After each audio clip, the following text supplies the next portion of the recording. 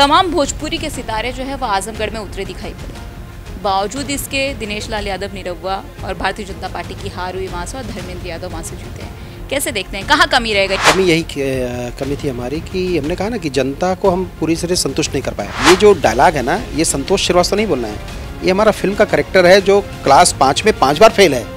उसको नहीं पता है कि अच्छा क्या है बुरा क्या है, वो बोल रहा है। और दिनेश जी जो एक्टिंग करते हैं ना, लगता है कि वो इतना कैरेक्टर में घुस जाते हैं इतना ईजिली।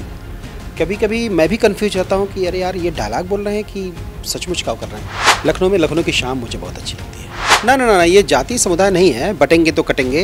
ये जो लोग सोच रहे हैं चोर की दाढ़ी में तिनका वाली हाल है। हाँ, 900 चो खा के बिलरिया हो गई जाए। जो अपने कला दिखाता है, एक समाज का आईना दिखाता है और एक कलाकार उसका माध्यम होता है।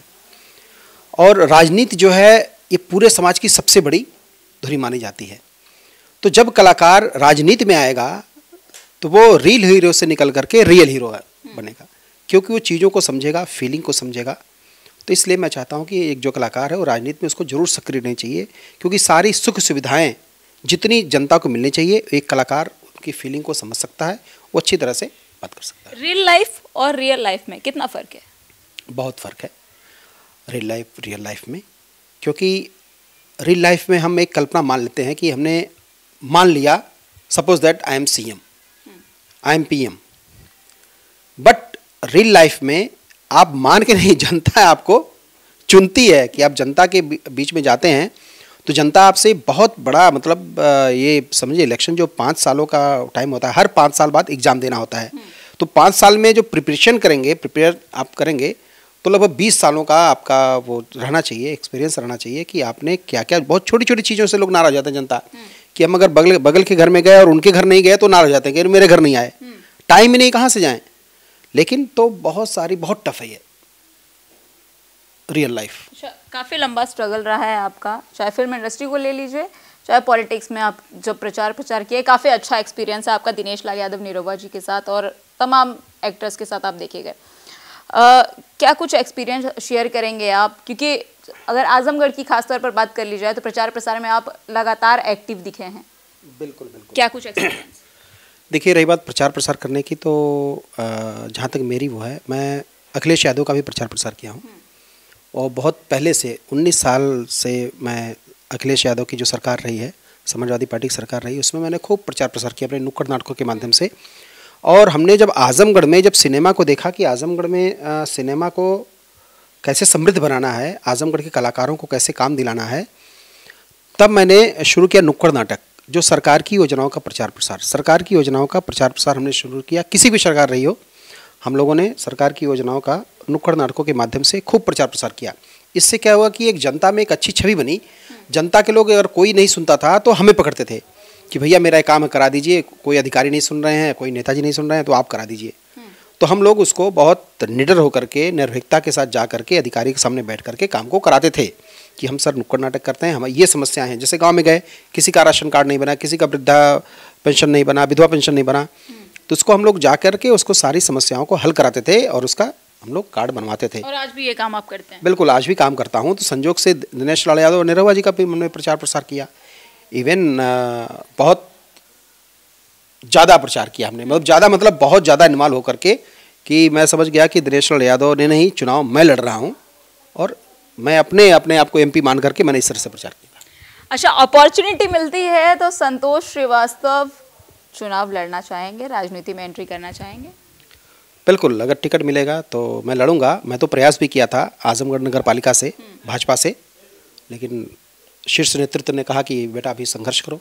विधानसभा का चुनाव नज़दीक है, 2027 का चुनाव होना है, तैयारियां हैं कुछ? बिल्कुल लड़ूंगा, अगर टिकट मिल जाएगा तो लड़ूंगा। पार्टी कोई भी हो? कोई भी पार्टी? यस, कोई भी लड़ूंगा। अच्छा, अगर बात की जाए अभी उपचुनाव की या हाल ही में हुए लोकसभा चुनाव की, तमाम भोजपुरी के सितारे जो है वो आजमगढ़ में उतरे दिखाई पड़े।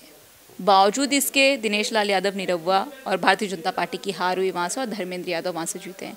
कैसे देखते हैं, कहाँ कमी रह गई आप लोगों के प्रचार प्रसार में, या फिर वो 2.5 साल जो आपने आजमगढ़ में दिए, जनता के बीच में दिए, कहाँ कमी रह गई? कमी यही कमी थी हमारी कि हमने कहा ना कि जनता को हम पूरी तरह संतुष्ट नहीं कर पाए। काम तो हमने इतना किया, कम से कम 12 करोड़ रुपए का ही इलाज हमने मुफ्त में दिलवाया मुख्यमंत्री कोष से, निरहुआ जी के माध्यम से।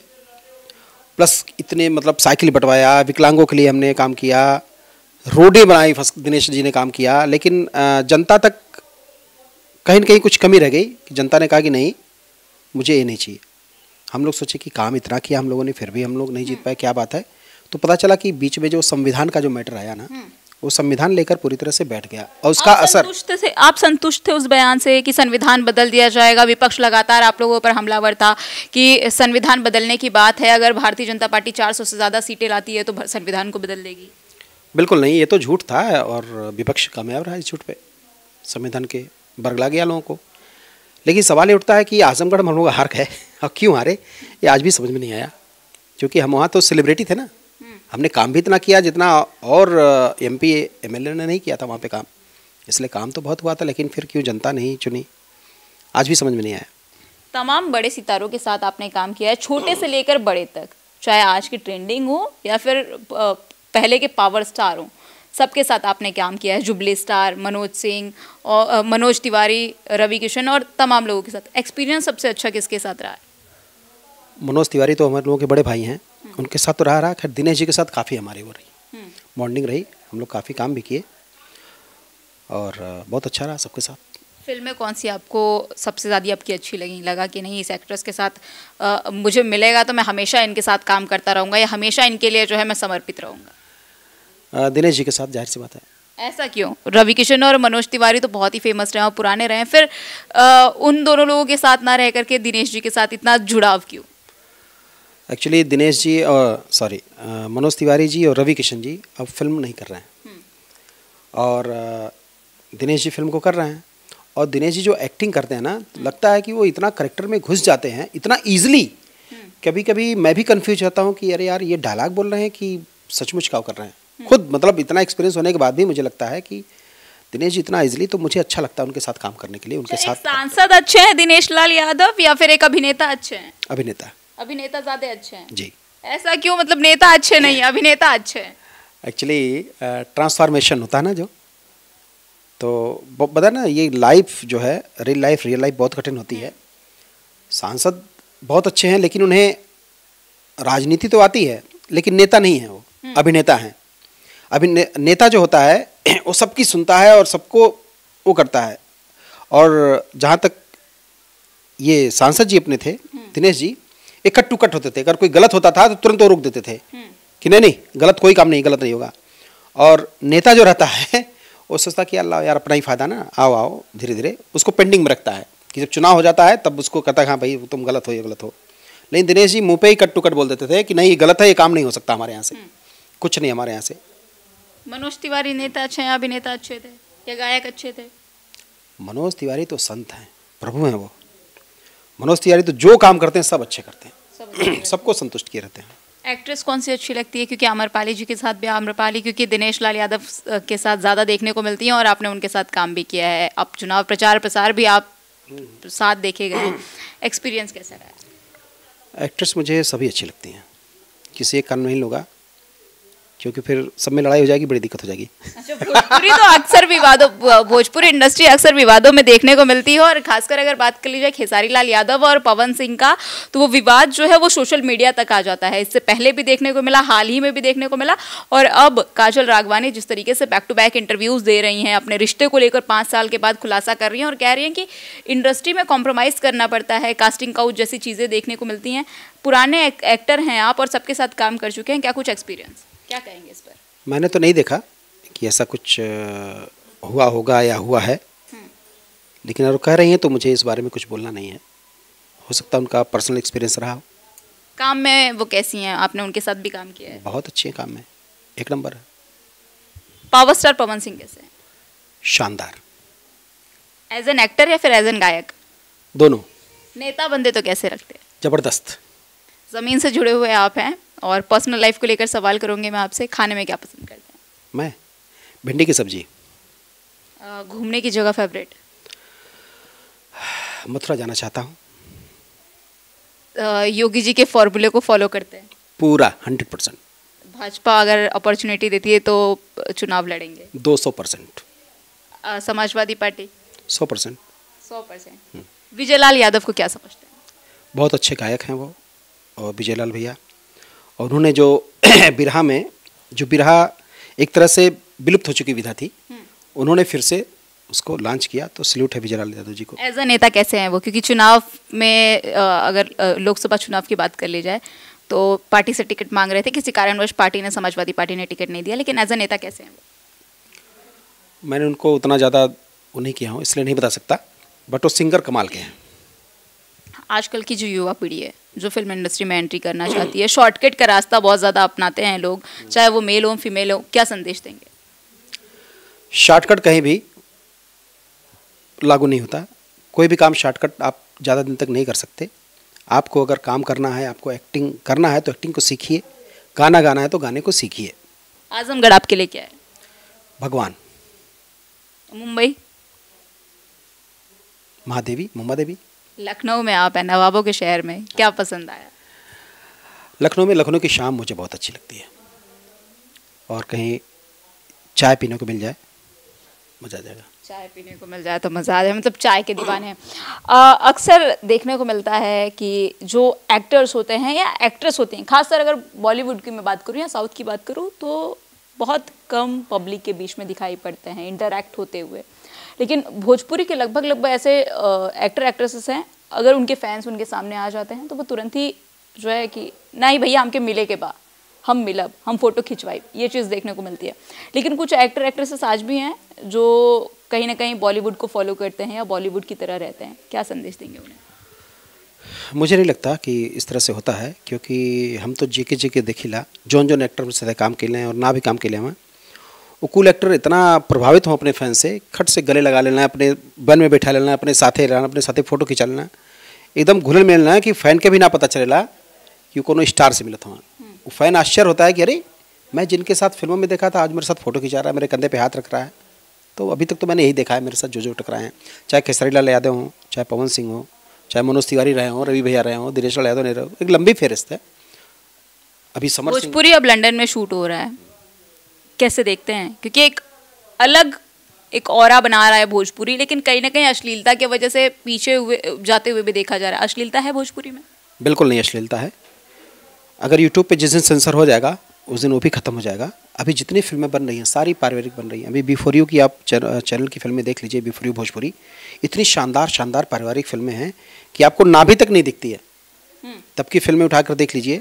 पहले क्या होता था कि जो हमारे फिल्म मेकर थे वो हमारे भोजपुरी भाषा नहीं थे, जो डायरेक्टर था वो भोजपुरी भाषा नहीं थे, तो हमारे कल्चर के बारे में नहीं जानते थे। अब नए नए जो लोग आए हैं, जो चाहे प्रोड्यूसर हों चाहे डायरेक्टर हों, सब भोजपुरी भाषी हैं और अपने कल्चर के बारे में दिखाते हैं, छठ के बारे में दिखाते हैं, हमारे जितने त्यौहार हैं, दशहरा, दीपावली, सबके बारे में फिल्मों में दिखाया जाता है।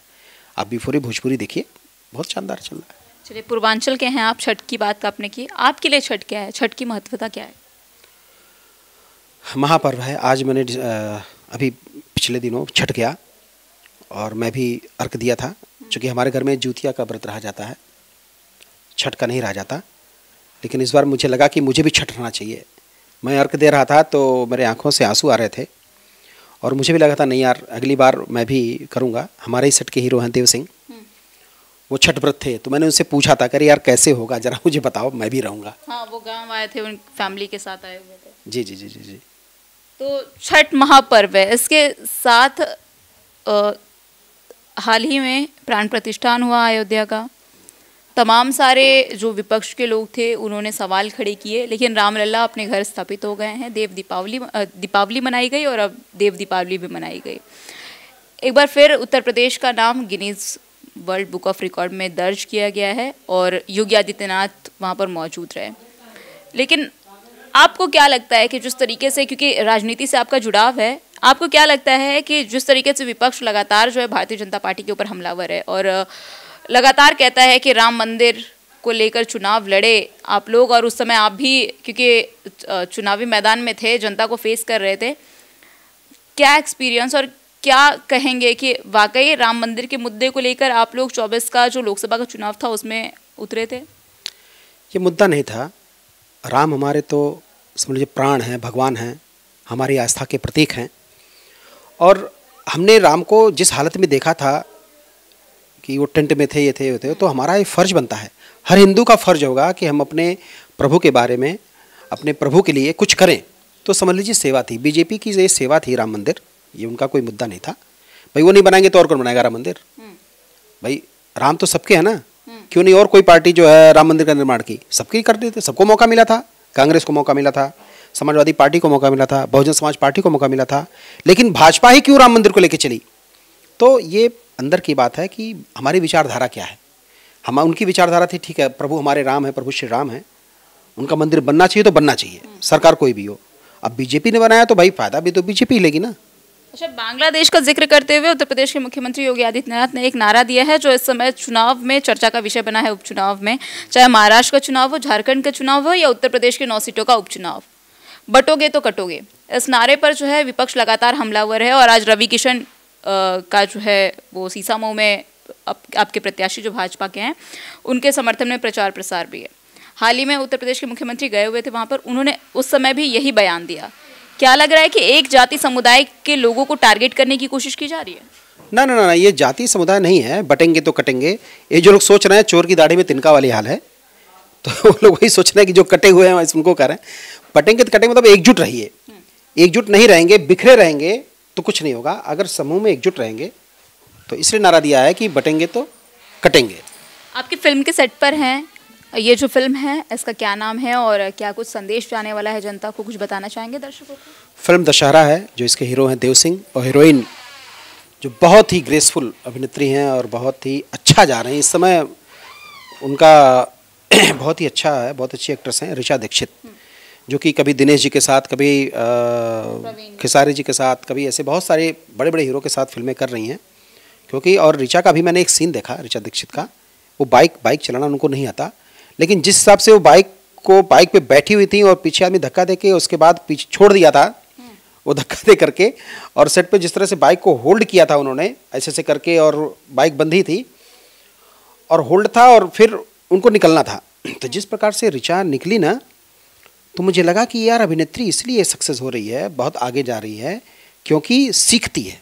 जो एक्टर सेट पे भी और सेट के पीछे उनके अंदर ये कहा जा सकता है। वो जुनून मुझे दिखा कि बाइक चलाना नहीं आता, लेकिन उसे लगा कि नहीं, अगर मैं बीच में रुकूंगी तो खराब शॉट हो जाएगा, इसलिए ऐसे ही हम ले जाएं बाइक को, तो किया, तो अच्छा लगा मुझे। क्या संदेश देंगे हमारे TV24 नेटवर्क के दर्शकों को और आपके भोजपुरी के जो श्रोता हैं उनको? कि भैया आप लोग अच्छी अच्छी फिल्में देखिए। हम लोग अच्छी अच्छी फिल्में बहुत मेहनत से बना रहे हैं, एकदम पारिवारिक फिल्म बना रहे हैं। जैसे फिल्म देखिए दशहरा बन रही है, जो विजय प्रकाश मौर्य हैं इसके डायरेक्टर हैं, निर्देशक हैं। तो ऐसी बहुत सारी, बहुत मेहनत से हम लोग फिल्म बना रहे हैं। यूट्यूब पे जो आप देखते हैं ना कि कैसे कैसे क्या, तो अच्छे चैनल की फिल्में, अच्छे अच्छे चैनल यहाँ पे आए हैं। बिफोर यू आया है, एंटरटेन आया है, और ढोड़ी चोली और चोलिया के हुक और तमाम सारे ऐसे गाने भी आ रहे हैं एल्बम्स के, जो लोग कहते हैं कि वर्गल हैं और अश्लील हैं, लेकिन व्यूज़ अगर इसके आप देखें तो मिलियंस में, 50 मिलियन, 60 मिलियन, 100 मिलियन। क्या कहेंगे इसको? देखिए मैं तो ये कहूँगा, मैंने कहा ना, जिस दिन यूट्यूब पे सेंसर आ जाएगा ये सब भी बंद हो जाएगा। और दूसरी बात रही व्यूज़ की, तो व्यूज़ के लिए जैसे मान लीजिए कि ठीक है कि एक परिवार में 10 सदस्य हैं, 2 लोग चाहते हैं कि ना देखें, लेकिन 8 लोग अपना अंदर मोबाइल धीरे से खोल लिए, धीरे से देख लिए कि यार क्या बात है इसमें, उनको मज़ा आ रहा है। तो म्यूज़िक भी ऐसा तैयार हो रहा है कि जो मज़ेदार हो रहा है। बस वहाँ पे क्या है कि शब्द जो है अगर अच्छे हो जाएं तो सारी चीज़ें खत्म हो जाएंगी। अब तक का आपको कोई अच्छा रोल ऐसा जो आपको याद हो और आप चाहें कि हमारे दर्शकों को एक बार सुनाए जाते जाते? रोल तो मैंने एक फिल्म ससुरा बड़ा पैसा वाला किया था, उसमें भोला का रोल था। वो डायलॉग बहुत सुपरहिट हुआ, बल्कि मैंने डायरेक्टर साहब से कहा था कि इस डायलॉग को हटा दीजिए। और आप उस फिल्म में भोला का रोल किया और वाकई में आपको भोला के नाम से लोग पहचानते भी हैं। जी जी, मेरा नाम संतोष श्रीवास्तव, भोला के नाम से ही लोग जानते हैं। अभी हमने एक कॉमेडी चैनल भी बनाया है, संतोष भोला कॉमेडी करके, फेसबुक पे पेज पे। तो वो जो डायलॉग है ना, आज भी लोग मुझे उसी डायलॉग से जानते हैं। फिल्में तो मैंने बड़े अच्छे किया, लेकिन वो डायलॉग जो मार साहब पूछते हैं कि 900 खा के बिलरिया कहाँ जाई, मैं कहता हूँ मार साहब 900 खा के बिलरिया टॉयलेट करने जाएगी। तो ये जो डायलॉग था वो इसी बात में मैंने कहा कि सर प्लीज़ इसको हटा दीजिए, वो नहीं शोभा देता कि 900 खा के बिलरिया हगे जाएगी। वो लड़बक रहता कैरेक्टर। तो उन्होंने बताया डायरेक्टर ने कि यार ये जो डायलॉग है ना, ये संतोष श्रीवास्तव नहीं बोल रहे हैं, ये हमारा फिल्म का कैरेक्टर है जो क्लास 5 में 5 बार फेल है। उसको नहीं पता है कि अच्छा क्या है बुरा क्या है, वो बोल रहा है, वल्गर नहीं है। फिर मुझे लगा, फिर उसके बाद जब मैंने दबंग फिल्म देखा सलमान खान की, जब उन्होंने कहते हैं सलमान खान जी कि हम ऐसी गोली मारेंगे कि सांस कहाँ से लें और पादों के कहाँ से, तो मैंने कहा मेरा तो ठीक ही था, पादना हगना तो एक ही हो गया। तो मेरा भी डायलॉग तब से मैं भी बोलने लगा कि हाँ 900 चो खा के बिलरिया हो गई जाई। अच्छा, आपने अपना कॉमेडी चैनल भी बनाया है संतोष श्रीवास्तव भोला के नाम से? नहीं, संतोष कॉमेडी भोला। संतोष कॉमेडी भोला। कैसे कंटेंट्स उसमें सिर्फ कॉमेडी से रिलेटेड कंटेंट जाएंगे? तो एक आध कंटेंट हमारे दर्शकों को भी सुना दीजिए भैया, कॉमेडी वाले जो आपके फिल्मों में होते हैं। चाहे आप पिता का रोल करते हैं तो आप या तो नाराज दिखाई पड़ते हैं या तो फिर कॉमेडी करते हुए दिखाई पड़ते हैं, फनी फनी आपके होते हैं। एक आध डायलॉग चाहेंगे? बिल्कुल बिल्कुल। जैसे एक बार की बात है, मैं अपने दोस्त के घर गया और जैसे ही बैठा, पानी पिया, उनका छोटा बच्चा था, मैंने पूछा और बेटा आगे का क्या प्लान है?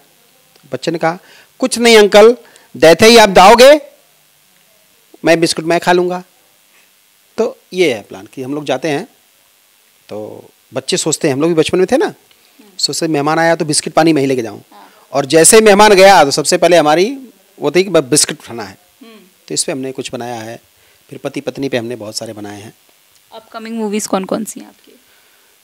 मेरी दशहरा तो चली रही है, प्रिया ब्यूटी पार्लर है B4U की, और भी बहुत सारी फिल्में हैं जो लाइन में लगी हैं। कुछ नया देखने को मिलने वाला है, धमाकेदार, कुछ अलग? बिल्कुल। अभी कंटेंट जो आ रहा है ना, कि पहले था कि बड़े हीरो को लेकर फिल्में बनती थी, अब कंटेंट हीरो है। आप कंटेंट देखोगे हमारी फिल्मों के तो बहुत अच्छे अच्छे कंटेंट आ रहे हैं। जो युवा पीढ़ी आ रही, जो युवा राइटर आ रहे हैं ना, उनके दिमाग में अच्छे अच्छे कंटेंट हैं, परिवार के साथ बैठकर देखने वाले। बिल्कुल बिल्कुल। तो क्या आप संदेश देंगे TV24 के नेटवर्क को और आपके भोजपुरी के जो श्रोता हैं जो आपको हमारे चैनल के माध्यम से देख रहे हैं उनको? बस आप लोग प्यार आशीर्वाद बनाए रखिए और इस टीवी चैनल को सपोर्ट करिए। धन्यवाद। बहुत बहुत धन्यवाद आपका। धन्यवाद। आप थे हमारे साथ संतोष श्रीवास्तव जी, जो कि भोजपुरी इंडस्ट्री में तो अपना नाम बना ही रहे हैं, साथ ही साथ ये अपने चैनल की भी शुरुआत कर रहे हैं संतोष भोला कॉमेडी के नाम से।